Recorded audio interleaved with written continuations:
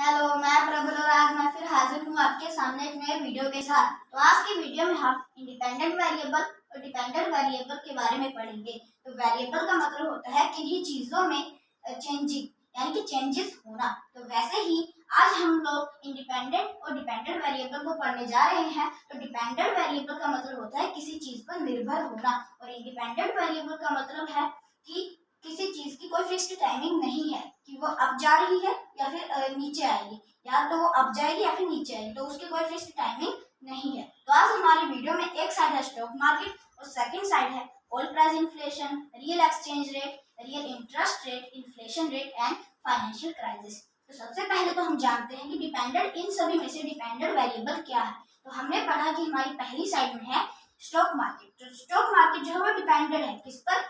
Oil price inflation, real exchange rate, real interest rate, inflation rate and financial crisis. इन चीजों का जो है हमारा स्टॉक मार्केट डिपेंडेंट है। और जो हमारे ऑयल प्राइस इन्फ्लेशन जो कि हमने पढ़ लिए हैं, जो कि हमारी वीडियो के सेकंड साइड पर है, वो जो है डिपेंडेंट नहीं है, वो इंडिपेंडेंट है। यानी कि उनकी कोई फिक्स्ड टाइमिंग नहीं है कि अब जाएंगे या फिर नीचे आएंगे। वो एक एक करके भी ऊपर जाते हैं, नीचे आते हैं। तो वैसे लेकिन जब इनमें कुछ हलचल होती है तो हमारी जो स्टॉक मार्केट है इसमें भी हलचल होती है।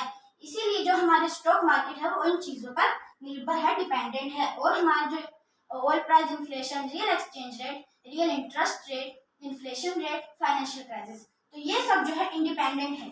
अब मान लो कि अगर हमारा ऑयल प्राइस इन्फ्लेशन जो है अब जाता है तो जो हमारा स्टॉक मार्केट है वो उससे उल्टा होगा, यानी कि स्टॉक मार्केट जो है डाउन आ जाएगी। थोड़ा बहुत जो है हमारा स्टॉक मार्केट तो डाउन आएगी। और वैसे ही अगर जैसे कि हमने जो इंडिपेंडेंट वेरिएबल है, अगर इनमें जो ये है अगर ये ऊपर जाते हैं तो हमारे मार्केट में जो उल्टा होगा, यानी कि मार्केट जो है थोड़े टाइम के लिए डाउन आ सकती है। मान लो कि जैसे अब हमारे जो हमने ऑयल प्राइस इन्फ्लेशन को पढ़ लिया, अगर उसकी जगह अगर हमारा इन्फ्लेशन रेट अगर ऊपर चले जाता तो भी हमारी मार्केट जो है थोड़े टाइम के लिए डाउन आ सकती थी। और वैसे ही फाइनेंशियल क्राइसिस का मतलब है कुछ संकट। जैसे अगर संकट आ जाता है तो जो कंट्रीज है वो वहां से बाहर निकलेंगी, उस संकट को हटाएंगी, यानी कि वहां से बाहर आ जाएंगी। तो इसी कारण हमारा स्टॉक मार्केट जो है थोड़े टाइम के लिए डाउन आ जाती है।